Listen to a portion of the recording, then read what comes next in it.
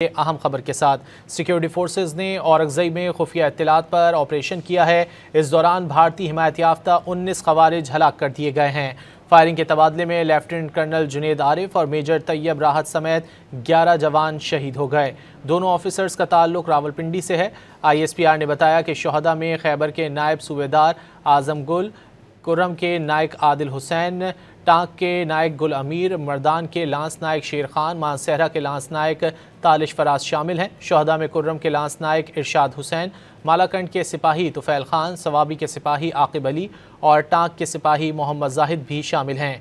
ISPR का कहना है कि भारतीय सरपरस्ती में चलने वाली दहशतगर्दी के खात्मे तक ऑपरेशन जारी रहेगा।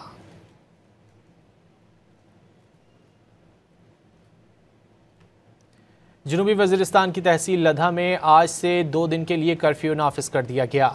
डिप्टी कमिश्नर इस्मतुल्लाह के मुताबिक जनूबी वज़ीरिस्तान की तहसील लधा में 2 दिन के लिए कर्फ्यू नाफिज कर दिया गया। आज से शुरू होने वाला कर्फ्यू 10 अक्टूबर तक नाफिज रहेगा। कर्फ्यू के दौरान हर किस्म की नकलो हरकत पर मुकम्मल पाबंदी आयद होगी।